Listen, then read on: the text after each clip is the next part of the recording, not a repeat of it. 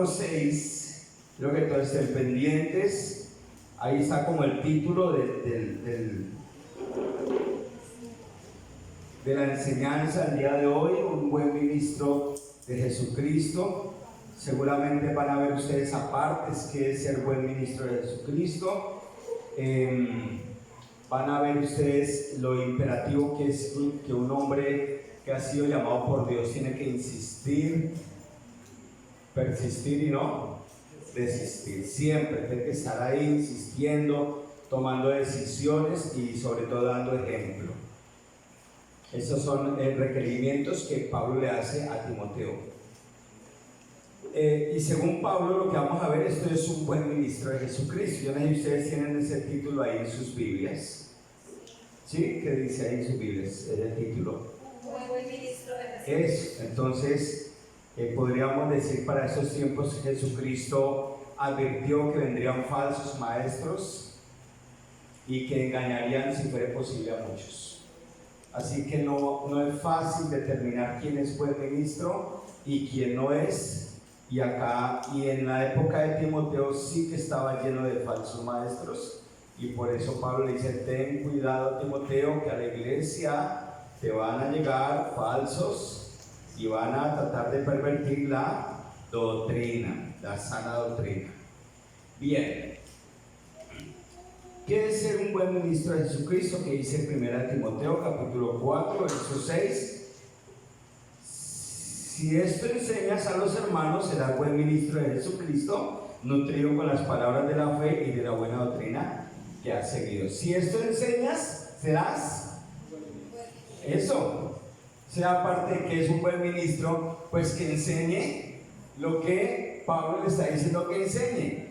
¿Y qué fue lo último que estuvimos hablando? Por ejemplo, que no solo se dedica a exponer las escrituras, ya que eso lo puede hacer cualquiera. Ser ministro de Jesucristo no es aquel que se dedica a exponer las escrituras o a enseñar las escrituras. No, eso es una parte. Yo que ya les decía, predicadores hay millones, pastores hay pocos. Porque un pastor predica, pero tiene que hacer algo más. Quien predica puede pararse acá un domingo y predicar muy bonita la palabra e irse y volver el próximo domingo y así sucesivamente. Eso es un predicador, pero tiene que ser un predicador y un pastor a la vez. Lo que Jesús le dijo a Pedro, que si lo amaba, se portara como un pastor, ¿no es cierto? Y era: cuide a mis ovejas. Eso también hace parte de ser un buen ministro. Sino que les enseña a poner en práctica cada una de las demandas de Dios, hasta el cómo vestirse. ¿Se acuerdan? Que Pablo le dijo que debían vestir decorosamente. Eso hace parte de lo que un ministro tiene que enseñar. Qué pena, pero así es o no es. Si yo salto esa parte donde Pablo le dice a Timoteo: dígales que se vistan decorosamente, ¿yo sería un buen ministro? No, sería un mal ministro, porque uy, no, ¿qué tal? Esta se enoja, esta va y dice esto, y no, hay que decirlo, hay que vestir decorosamente. Y entonces hasta eso, que lo encaje en la palabra honestidad, que abarca muchas cosas, ¿no?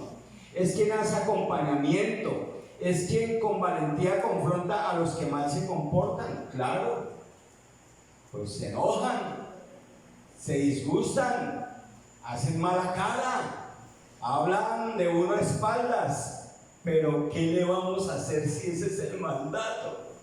Y como decía el apóstol Pablo, yo no le agrado a los hombres, yo le agrado a Dios. Y uno tiene que agradarle a Dios y hay que confrontar, siempre con la dirección de que la persona a quien se le confronta se corrija. No para aplastarlo, sino para sacarlo del lugar donde está. Y por eso acá hay dos circunstancias. Acá alguna vez les dije que yo no quería, mi pretensión no era que ustedes cambiaran de forma de pensar, pero que definitivamente la palabra de Dios cambia la forma de pensar. Y cuando uno se para acá, uno se para a echar vainas. ¿Sí? ¿O no? Porque cuando alguien siente que le está hablando y dice, me está echando, es conmigo la vaina, ¿no es cierto? Entonces, uno es la boca de Dios, y como aquellos que se portan mal no escuchan a Dios, pues Dios usa al hombre que está aquí para echarle vainas, más bien directas, ¿sí o no? Ahora, el de poner acá el plato de gusano, el plato de barro, este le está echando vainas. Pero una persona que con el tiempo escucha y escucha y escucha, dice, no, Dios me está hablando definitivamente. No es conmigo, él no pudo saber. ¿Cómo? Él no. A veces dijeran, este se me metió a la casa, se metió a la alcoba mía y abrió el diario de mi vida. Porque se dio cuenta que no, el pastor no se mete a las casas de nadie. Dios sí sabe el diario de tu vida.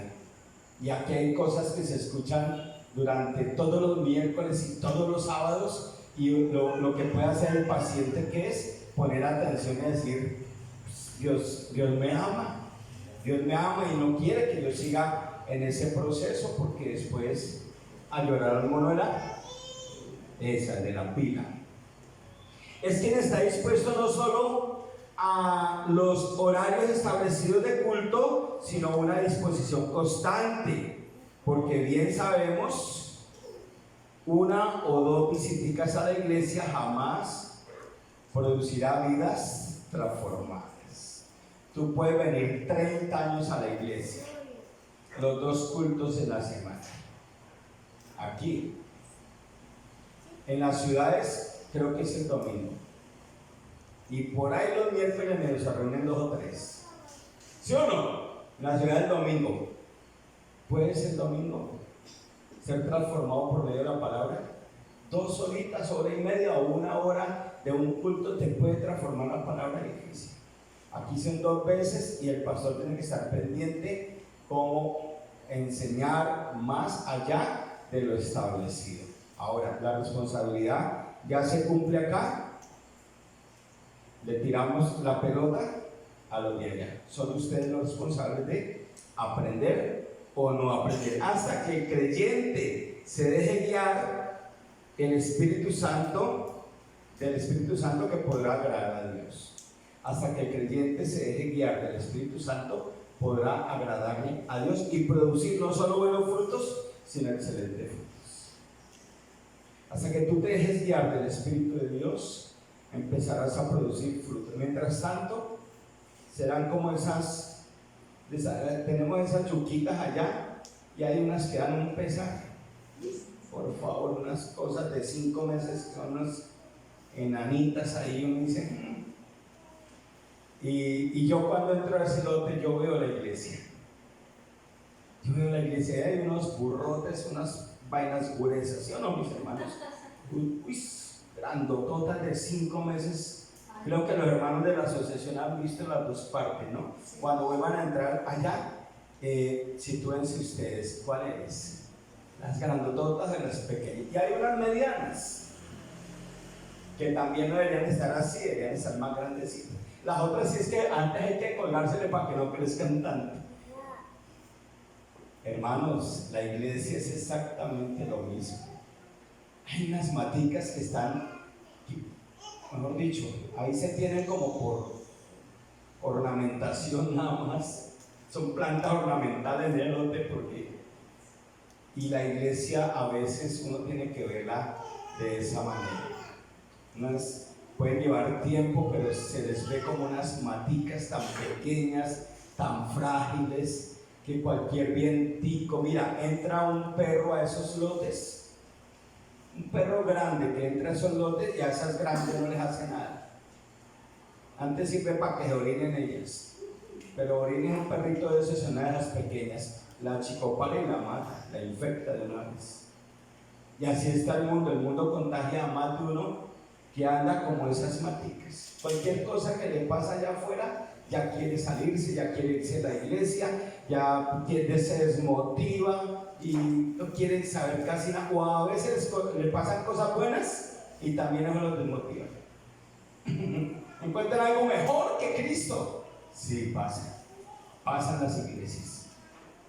Entonces, hasta que no te dejes guiar por el Espíritu de Dios, tú no podrás agradar al Señor y no podrás dar buenos frutos. Segundo, quien expone bíblicamente a quienes apostatan de la fe. Entonces el primer punto lo hago referencia a que Pablo le dijo a Timoteo cómo debería conducirse la iglesia en cuanto a las cosas cotidianas. ¿Se acuerdan que lo estudiamos? ¿Cómo debe conducirse la iglesia? Ya se enseñó. Eso es un buen ministro de Jesucristo quien aplica todas esas cosas. Y otro punto, lo vimos la semana pasada, es que confronta a los apóstatas. Un buen ministro de Jesucristo no se queda callado, denuncia. No calla. Él ve que algo está pasando dentro del rebaño, que se está levantando un lobito pequeño con cara de oveja, y de una vez el ministro le echa ojo y dice: voy a esperar, ahí ya está pasando algo, y empieza a echarle ojo, y Señor, destapa, revela, aquí algo va a suceder, y preciso. Entonces toma decisiones. Eso es un buen ministro, no que por pesar, no. El cuidado son la mayoría. Y en las iglesias, en toda la historia de la iglesia, siempre se han levantado lobos rapaces, personas con piel de oveja, que quieren desbaratar la sana enseñanza y el sano mensaje que se le ha venido dando, por ejemplo, a ustedes durante tantos años. Como hay unos que no crecen cualquier cosa, los quiere sacar del camino, porque es el diablo que está ahí detrás, hermanos. Entonces, pero el ministro de Jesucristo está siempre pilas, cada uno mirando cada familia, mirando cada varón, cada dama, cada joven, cada niño, cómo se porta, todas esas cosas, para estar pendiente. Aún las personas nuevas que llegan, uno está pendiente de ellos. Uno sabe cuando empiezan a bajar la guardia, llegan una calentura y empiezan, y uno dice: ya empieza. Entonces empieza uno a doblar rodillas por esas personas para que logren pasar la primera etapa. Mire, pasando la primera etapa tienen mucho ganado, porque hay muchos que no pasan esa primera etapa, llegan calientes, alegres y ¡pum! Prontamente se desenchufan, se desalientan y terminan no volviendo a la iglesia. Y sucede, lo hemos visto acá durante 18, 19 años, ¿no es cierto? Entonces, las personas que van llegando nuevas, hay que estar muy pendientes de ellas, porque cualquier cosa, el mundo y el diablo está emberracado. Y sacarle a alguien de allá del mundo al diablo, eso es, para ellos es casi como un preinfarto. Entonces, hagámosle dar un infarto. De eso se trata. Entonces, quien expone públicamente a quienes apostatan de la fe. Apostatar es abandonar. Alguien que nunca ha estado en la iglesia o en el cristianismo nunca va a apostatar. ¿Entienden eso? ¿Sí entienden o no? Apostata quien ha estado, no quien no ha estado. En el mundo no hay apóstatas. Porque apostatar es negar la fe o abandonarla o ir corriendo, poco a poco devolviéndose. Claro, tengo que haber conocido algo. Entonces, esas son las personas que hay que confrontar normalmente, lleven mucho tiempo o lleven poco tiempo. Sin el don, pónganle cuidado a esto, sin el don de la enseñanza será difícil exponer a los falsos maestros. Si una persona, si un ministro de Jesucristo no tiene el don, ¿qué es un don, Durani?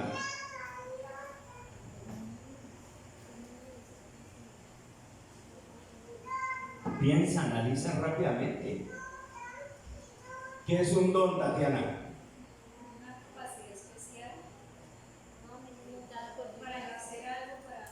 Albert Einstein tenía una capacidad especial. Creo claro. Sí, Albert Einstein tenía una capacidad especial. A ti te está faltando la mitad. Es una capacidad especial que da Dios a través del Espíritu Santo. ¿No dices esa parte? Miles de hombres tienen eso allá. Por eso decía no Albert Einstein, no tenía la otra parte. Pero no dijiste la otra, la de blanco y negro. Es una capacidad que da Dios a través del Espíritu Santo al que a él se le dé la gana, con propósitos específicos. Entonces, Si un ministro de Jesucristo no tiene el don de la enseñanza, difícilmente va a sacar a la luz a los apóstoles. No podrá sacar a la luz personas así. O exponer a los falsos maestros y a los falsos discípulos, porque también hay falsos discípulos, ¿no es cierto? Porque si hay falsos maestros, hay falsos discípulos. Entonces se tiene que exponer a la luz al falso maestro y al falso discípulo. El don de la enseñanza no viene huérfano. El que Dios le da el don, le da también otras herramientas. Ojo con esto. El don de la enseñanza no viene huérfano de otras cosas, porque necesita de otras capacidades que Dios da. ¿Entendieron esa parte o no? No. ¿Quién lo entendió? Bien. A ver, Cristian. El don de enseñanza trae otras herramientas para Eso fue lo que yo dije. Pero explícamelo. Viene con otros dones. Con otros dones, con otras capacidades que ayudan. Porque el solo don de enseñanza, ¿a dónde llegaría? Se complementa con otros. Claro, eso. Entonces eso es importantísimo. Acuérdense que estamos hablando de un buen ministro de Jesucristo, que le dice Pablo a Timoteo que si hace estas cosas, y dice así: si esto enseñas a los hermanos, serás buen ministro de Jesucristo. Hasta ahí estamos viendo apenas. Tú puedes llegar a ser buen ministro de Jesucristo, no se te olvide. Primero debes tener el don de enseñanza, pero no huérfano, no divorciado de otros dones, porque va a ser solo eso y no más, y la enseñanza necesita ser complementada. ¿Entendieron? ¿Ahora sí o no?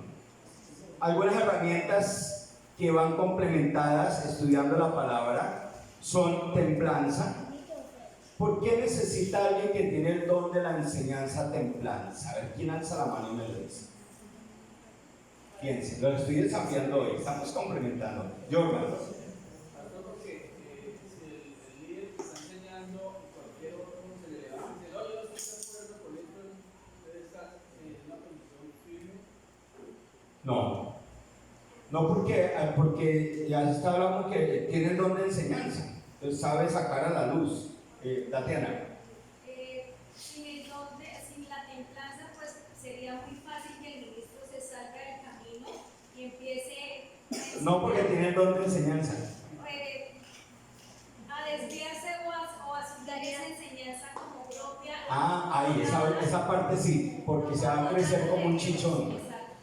Si tiene el don de enseñanza, pero no tiene la templanza, se las termina creyendo que es el Dios.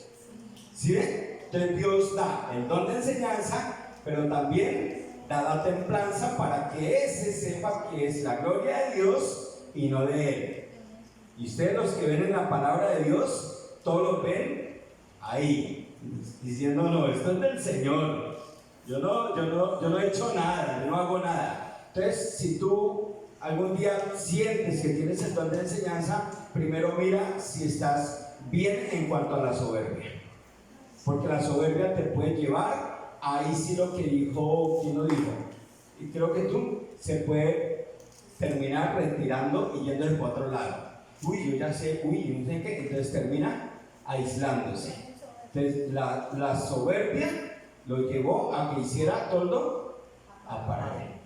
Y le dijo: no, yo le auxilié el don de enseñanza dentro de la iglesia para que, de acuerdo a la autoridad, lo que yo voy inventando, dice el Señor, y voy formando, se vaya, porque yo soy un Dios de orden. Yo no voy a estar levantando pastores para que cada uno haga lo que le dé la gana, porque van a dividir la iglesia.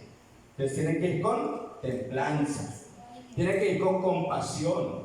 El don de enseñanza tiene que ir compasivo, ¿no es cierto? Tiene que ir con perseverancia. No es que yo enseño hoy y en 4 años ya enseño más bien fútbol. ¿Sí o no? Enseño basquetbol o enseño, ¿qué? Carpintería. Pero tú eras maestro de la... Sí, pero dejé eso porque... No, eso tiene que haber una perseverancia y esa la da el Señor. porque el llamado es, para esta clase de personas es irrevocable. Al que Dios llamó, ahí lo tiene en berraques en lo mío. Esfuerzo, claro. ¿Qué clase de esfuerzo? Pues tiene que estudiar la escritura como nunca. Lengüetear un poquito y ya voy a enseñar. Ese es el problema de muchos. El conocimiento tiene que ir con la verdad de Dios. Obediencia. El que tiene don de enseñanza debe ser una persona obediente en algunas cosas que Dios le manda, ¿no es cierto? En todas. Sí, me equivoqué, es en todas. Si don de enseñanza, mi hijo, muestre, por los frutos los conoceréis, que es obediente en todo. O si no, no me venga a decir que tiene. ¿Por qué? Porque cuando una persona considere que tiene el don de enseñanza y va a enseñarle a otro y no es obediente, va a estar en varios problemas. Esa persona debe decir, pero usted me está diciendo que haga algo y usted no lo hace. ¿Sí o no? ¿Qué vas a enseñar cuando haga la escritura algo que tú no haces? No puedes enseñarle. La conciencia no te va a dejar enseñarle, a menos de que la conciencia en ese momento esté pasando por el río Bogotá. ¿Sí o no? Sí, bien negrito, que no se ve nada. Tiene que haber un deseo y un anhelo, ¿cuándo? Siempre, porque la perseverancia. ¿Qué te está pasando esto? No, el don de enseñanza no respeta que le pase nada. Siempre tiene. Pablo enseñó hasta el último momento. Juan, hasta el último momento y todo lo que le sucedió. Y todos los hombres que estudiamos, ¿no es cierto? Todos los hombres enseñaron hasta lo último, dieron su vida, tenían el don de enseñanza. Anhelo y sobre todo vocación. Vocación tiene que ir inherente, natural, que se vea que Dios puso eso ahí, que no es postizo, que no es por unos años y otros no. Y eso Dios lo va mostrando. Entonces, a lo último, lo que se tiene que dar es frutos. Entonces, usted ve una persona que lleva años con todas estas cualidades espirituales y da frutos. Ustedes dicen, ese tiene el don de enseñanza, sencillo. El don de enseñanza también va unido con los dones espirituales del capítulo 12 de 1 Corintios. A veces, mira, el don de conocimiento, el don de sabiduría no es algo que esté emergiendo constantemente. El don de conocimiento en cuanto al don espiritual llega en el momento preciso cuando se tiene que dar algo. Cuando la persona está pasando por una situación, hablas con alguien que tiene el don de enseñanza, el don de conocimiento, y el Señor usa que aún la misma persona portadora del don de conocimiento ni siquiera conoce. Está hablando algo y la otra persona empieza a sentir que lo descubrieron o que le va a pasar algo, o que le pasó por eso, que tenía su pecado escondido y todo eso, y el que está hablando ni siquiera sabe. Entonces, el don de conocimiento actúa y obra así. El don de sabiduría es cuando aplicas palabras precisas que Dios ya de antemano puso en el corazón y en la boca de ese hombre o esa mujer para que el receptor las tome completamente. Y el receptor lo que hace es siente un alivio, entonces, porque eran espirituales, no eran palabras de Jorge Luque Linares positivas, sino que eran reales. Esa palabra que viene de arriba fue a través de un hombre o de una mujer, caló en un corazón que estaba en problemas y esa persona siente un descanso maravilloso. Ese es el don de sabiduría. Está el don de discernimiento de espíritus también. Discernir de espíritu, ya sabe, discernimiento de espíritu de dos facciones. Una que es entrever entre lo bueno y lo malo, saber que alguien está haciendo algo que no está bien, determinar que el que se acerca de ti, a ti viene con malas intenciones, todas esas cosas que se van dando. Y el otro es también ya poder ver de los espíritus, que esa es la otra parte del don espiritual. Entonces, todo eso se da según Dios y no es el hombre sacando de una bodega y vamos a aplicar aquí conocimiento de ese y saber. No, Dios orquesta todas las cosas. Ahí ya estamos abundando porque acá no lo dice, pero este hombre, Timoteo, estaba siendo dotado de todo eso. Yo no veo a un pastorcito normalito llevando una iglesia en Éfeso.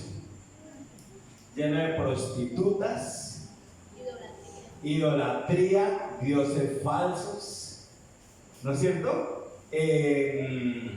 Un corredor comercial que era grande. Yo no veo a un pastorcito pequeño haciendo eso. Yo veo a un hombre grande como Timoteo siendo dotado de todas esas herramientas para poder confrontar todo eso. Estaba en Éfeso, acuérdense. ¿Sí lo ven así o no? Eso es discernimiento. Ahí podemos verlo detrás de las palabras. Bien preparado y preparado por el Espíritu Santo. Aunque sabía las Escrituras desde pequeño, el Espíritu Santo lo siguió preparando y puso en él deseo y él seguía. Acuérdense que en esa época no tenían el Nuevo Testamento. Así que, ¿quién lo preparó? El Espíritu Santo. No estaba este libro, ¿no? Nosotros tenemos una ventaja ni la tremenda. Él no tenía eso. Él tenía la cartica que le llegaba de Pablo, tenía que leerla y guardarla y padre, pero nosotros podemos ir a Pedro, podemos ir a la segunda carta de Timoteo, podemos ir a Tito. Resulta que la carta de Tito no fue para Timoteo, y en Tito habla muchas cosas sobre la iglesia. ¿Se acuerdan que estudiamos Tito? Y Timoteo no sabía eso. Entonces, ¿quién se lo decía? El Espíritu de Dios lo guiaba, y así sucesivamente. Bien. Mucho fruto, conocimiento, sabiduría, discernimiento y otros dones que Dios le puede dar. Y si ven que poco aparece el don de sanaciones. Si se dan cuenta que en la Biblia pocas veces aparece el don de sanaciones, pero a veces la fascinación era sanar, y resulta que casi no aparece. Casi no aparece el don de milagros. Casi que siempre lo vamos a ver, sobre todo en los 4 evangelios, directamente por el Señor Jesucristo, y algo aparece en el libro de los Hechos, porque el libro de los Hechos es una recopilación de los viajes de Pablo y las caminatas de Pedro y todo eso. De por sí eran caminatas, no eran en moto ni en carro, eran caminatas.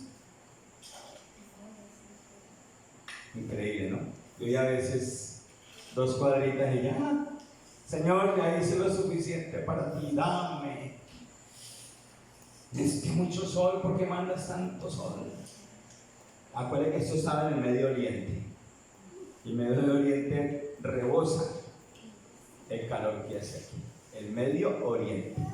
Así que, por eso es que cada prédica que se da en la iglesia no es para hacerle doler la cabeza, sino hacerle doler el corazón.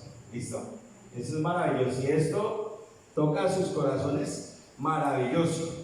Dice después, nutrido con las palabras de fe, lo dice ahí en el verso 6. Si esto enseña a los hermanos, será pues ministro de Jesucristo, nutrido con las palabras de la fe. Significa que todo el que recibe el don de enseñanza no para nunca de nutrirse. Quisiera alimentarse a toda hora. La palabra de Dios está en sus labios y en su corazón. Siempre vive por ella y para ella. Es una sensación interna que no para de crecer, independiente de las circunstancias que esté viviendo. Para si alguien quiere saber cómo es ese don, es algo que está dentro de uno y que no para. Pueden pasar los años, pueden ponerse las circunstancias bien difíciles, y siempre hay un deseo allá adentro. ¿Se acuerdan del deseo de Jeremías? Que le pasó a alguien: yo no voy a volver a hablar de usted, dijo Jeremías, jamás abriré la Biblia, jamás expondré más el mensaje. Pero de un momento a otro sentí como un fuego en el corazón, dice Jeremías otra vez, ¿no es cierto? Volvió a sentir ese fuego y siguió haciéndole. Entonces está puesto ahí el don de enseñanza. No es que hoy quiero abrir la Biblia y mañana no. Es que estoy muy ocupado, es que tengo tantas cosas. Eso no es don de enseñanza. Eso nada. No van a dar frutos nunca en ese sentido. Es algo que Dios pone, Dios sabe a quién elige, a quién lleva, y esa ya les estoy dando las características porque las tenía este varón Timoteo. Es una sensación interna que no para de crecer, tampoco para de crecer. No es que ya tú llevas 40 años de maestro, 40 años de pastor y ya te las sabes todas y la Biblia está en tu... Y no, señores. 50 años de pastor y sigues abriendo la Biblia y sigues nutriéndote porque sigue habiendo más que aprender. Alguien que cree que ya las sabe todas, ese no tiene el don de pastor. Él tiene el don de saberlo todo. Entonces ya no determinan esos. Dice que un buen maestro, el verso 7, desecha las fábulas profanas y de viejas. Ejercítate en la piedad. Un buen maestro no pierde el tiempo en tonterías tontas de tontos. ¿La grabaron? Un buen maestro no pierde el tiempo en tonterías tontas de tontos, porque acá dice que desecha las fábulas profanas. Está diciendo el verso 7. No pierdas el tiempo discutiendo sobre ideas mundanas y cuentos de viejas. Ese cuento de viejas suena como feo, ¿no? Pero está realmente hablando de historias pasadas, de cosas inventadas, todo lo que pueda distraer al cristiano. Entonces Pablo le dice: no se distraigan en nada, páselo por el lente de Dios. Si no está en el lente de Dios, deséchelo y no pierda su tiempo. Le dice: desecha las fábulas profanas. ¿Se acuerdan que alguna vez dentro de los estilos literarios que vimos, uno de ellos era las fábulas? ¿Se acuerdan de los otros? Metáforas, hipérboles, eufemismos, tipología, símil, parábolas. ¿Qué es una hipérbole? Una exageración. Una exageración. ¿Y qué es un eufemismo? Una palabra que dice como para que no suene tan... Un eufemismo para suavizar lo grosero que dice ahí, ¿no? Entonces, trapos de inmundicia es un eufemismo. Toallas higiénicas. Eso es lo que dice la palabra, toallas higiénicas. Y entonces un eufemismo que utilizó la palabra es trapos de inmundicia. Uno no va a saber nunca qué trapos eran esos. Cubrirse los pies. Eso. Y hay muchos eufemismos en la Biblia. Bueno, se quedó algo de ese curso, qué bonito, qué chévere. Fue incluso el primer curso que hicimos en medio de la pandemia, ¿sí o no? Sí. Y ese como que encerraditos acá, chéveres, y andan cerrándole a la gente en las puertas por incumplidos y irresponsables. No es cierto que anden allá afuera un rato y chao, adiós. Tú no quieres tomar el curso porque no cambias tus malos hábitos. Eso fue bonito, me encanta. Lindo eso. No se distrae, él ya sabe la verdad y ya sabe discernir. Un buen maestro que tenga el don de enseñanza sabe discernir. Junto con todo eso, ahora no se la va a dar que no, tiene que tener cuidado. Distráigase muy y verá. Distráigase un poquito y téngale. Éfeso estaba lleno de muchas enseñanzas que falsas. Verso 8. Porque el ejercicio corporal para poco es provechoso, pero la piedad para todo aprovecha, pues tiene promesa de esta vida presente y de la venidera. Otra cosa que Pablo le recomienda a Timoteo es: no se meta al gimnasio, Timoteo. ¿Sí? ¿Sí le dijo eso? Porque como era joven, él quería mantener su cuerpo bien bonito. Pero no, así se tira y le dice, ¿no? Otra cosa que Pablo recomienda a Timoteo es caer en la vitrina del mundo. Eso es lo que le dice: no caiga en la vitrina del mundo. El mundo siempre te está llevando a que debes portar un excelente cuerpo. Pero un excelente cuerpo para el mundo es un cuerpo conforme a los modelos que van para el infierno. La gran mayoría. Conforme a los artistas. Siempre te van a presentar en una propaganda de un producto algo, no te van a presentar un regordete de 140 kilos. Nunca. Mire, este es el modelo y ¡pum! ¡Pam! Nadie compraría ese producto. Siempre presentan unas triple modelos por ahí que dicen, ¿no es cierto? Y entonces la advertencia es esa. Timoteo, ten cuidado. Ahora, sí había eso en esa época, claro. Estaban los estadios, estaban los olímpicos. Estaban los Juegos Olímpicos, estaban empezando. Y eran muy dados, eran muy distraídos en los deportes. Les encantaban los deportes. ¿Por qué? Pues porque no había televisión y no había internet. Entonces prácticamente la única diversión, la única distracción que esa gente, que eran millones de personas en esa época tenían, que eran los deportes. Y cuando llegaban los Juegos Olímpicos, una dedicación al dios Olimpo, entonces ¿qué hacían?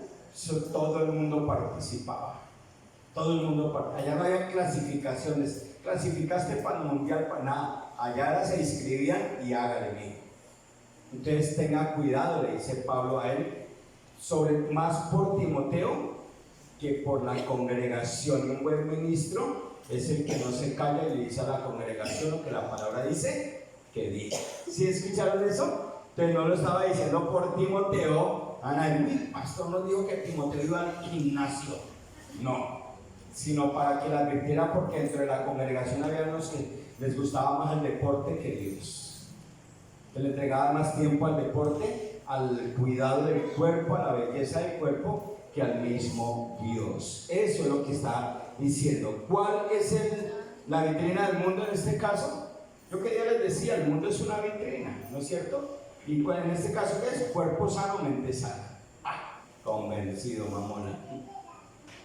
Eso es lo que dice el mundo. Cuerpo sano, mente sana. Pues saben que yo conozco muchos deportistas que son drogadictos, adúlteros, fornicarios, alicorados y van para el infierno. Tramposos, desleales, inmorales. Entonces, ¿a dónde está la mente sana? ¿El deporte realmente pone la mente sana o la distrae? Yo tengo una mente sana, y ¿saben quién me la sanó? Jesucristo, a través de su palabra. Y cada que leo la palabra y la estudio, mi mente cada día está más sana.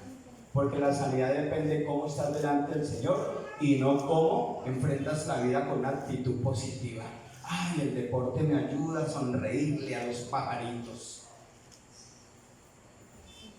Pero la amargura te llega cuando no tienes lo que tu corazón quiere. Entonces tu mente está enferma.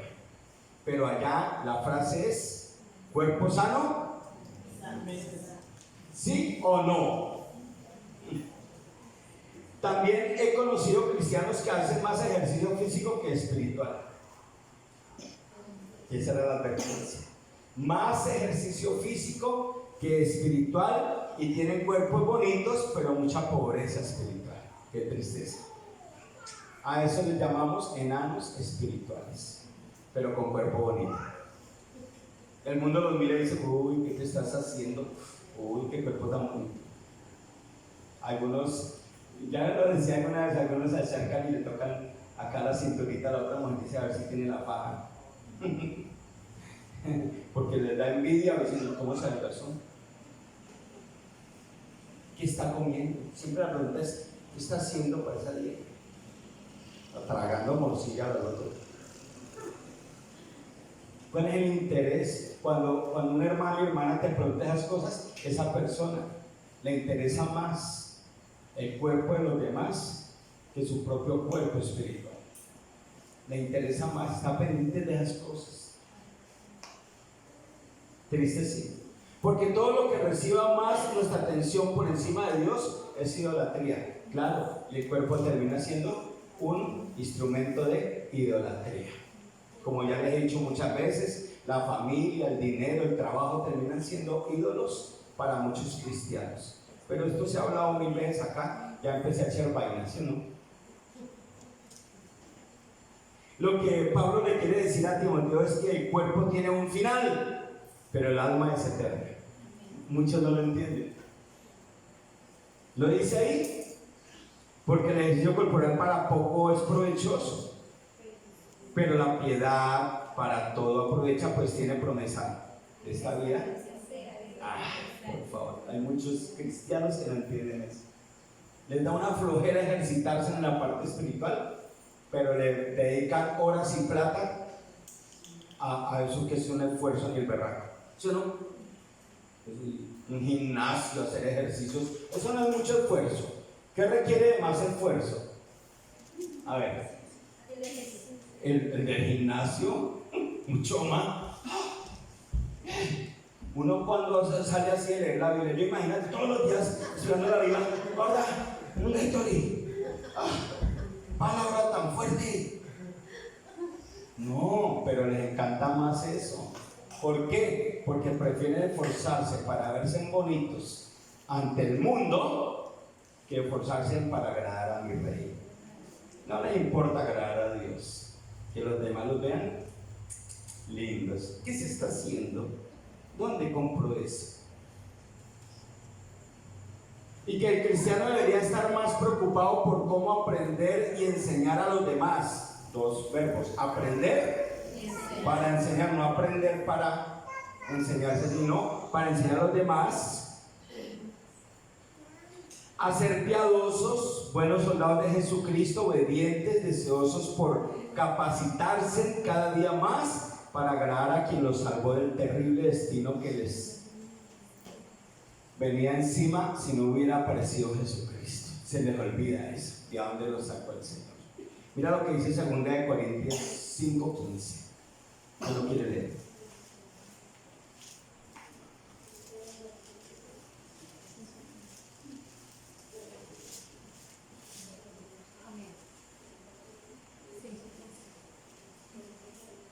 Por todos murió.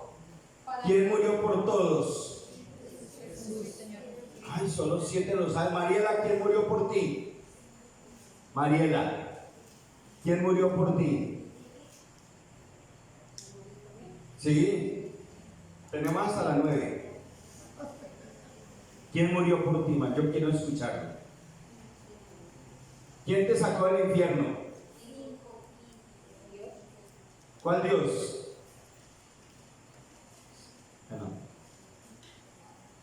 Ángela, ¿quién murió por ti? El Señor Jesucristo. ¿Quién murió por ti, Mariela?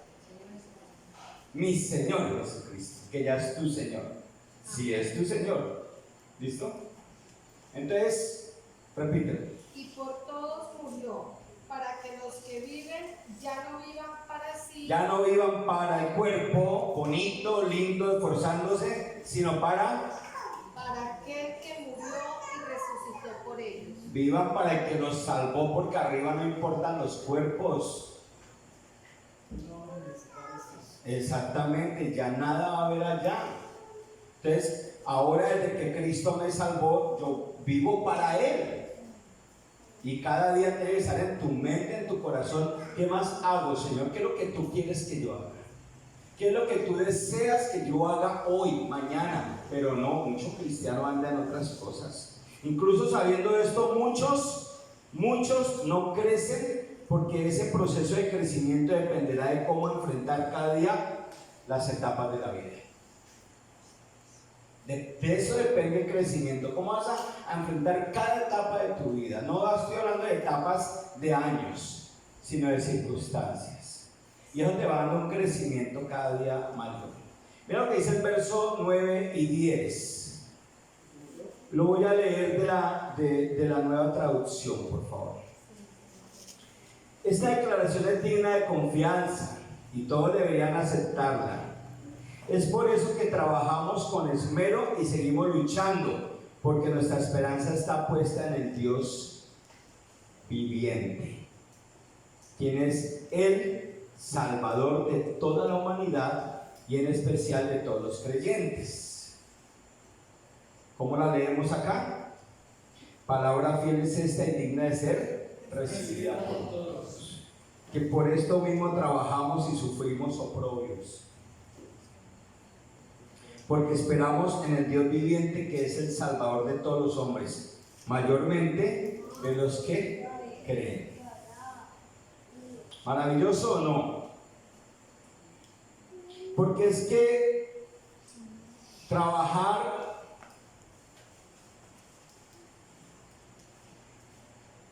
sin desmayar, aún a pesar de ser acusados y perseguidos. ¿Por qué es que trabajar sin desmayar, siendo acusados y perseguidos? Acá está diciendo: no importa los oprobios, que sigan. Dice: Por lo que dice el verso 8. ¿Qué dice el verso 8? No, la segunda parte. Por eso, desde el día que recibiste a Cristo, trabajas para el Señor, vives para el Señor, porque tú tienes claro y dimensionaste ya que tú eres un peregrino acá, estás de paseo, de pasadita, y que tu morada está allá, tu destino está allá. Si yo sé que mi destino está allá, mira, ni la muerte me distrae, ni la muerte anda distrayendo. Y no coma eso que ahí se muere. A toda hora pensando, no, ¿cuál es? No se muere el día que Dios determinó. Amén. Entonces, para eso es que vivimos. Por lo que dice el verso 8, se dan cuenta que aparece el verbo trabajar, y eso requiere esfuerzo. No se trata solo de venir a una iglesia. O sea que Pablo dice que entrenarse espiritualmente es mucho más beneficioso porque acumula recompensas para la otra vida. No es venir a la iglesia, hermanos. Tú no estás trabajando espiritualmente si crees y consideras que vienes 2 veces a la semana y Dios está feliz porque vienes y recibes clases. No, Dios no está feliz contigo, con el quien sea, si esto no va acompañado de ejercicio. Por eso, pastor, yo vengo 2 veces a la semana, recibo clases acá y entre semana voy al gimnasio. Hago ejercicio, me preocupo. ¿Sí? ¿Qué ejercicio haces espiritual en tu vida? La oración es un ejercicio espiritual, ¿sabían eso? El estudio de la palabra es un ejercicio espiritual. Y la compasión por los demás es otro ejercicio espiritual. Obedecer es otro, mejor dicho, hay tríceps espiritual, bíceps espiritual, cuclillas espirituales. El de orar de rodillas es cuclilla espiritual. Pedir perdón, compartir la palabra con otros es un ejercicio espiritual. Y hay tantas cosas. ¿Cuántos de esos ejercicios haces entre semana para el Rey? Ese es tu ejercicio y así estás creciendo. Tu estatura hoy es el resultado de tu ejercicio. ¿Cómo? No sé quién, cómo vayan cada uno en su nivel, pero cada uno debe determinar cómo lo está haciendo, por lo menos cuando sale de acá, definitivamente. Y el diablo, si es que no la aprovecha, cualquier debilidad de alguno la aprovecha al máximo. Él sabe sacar la uva, comerse la cascarita, pisotearla, sacarle vino y al mosto también aprovechar. Saca todo el jugo, absolutamente.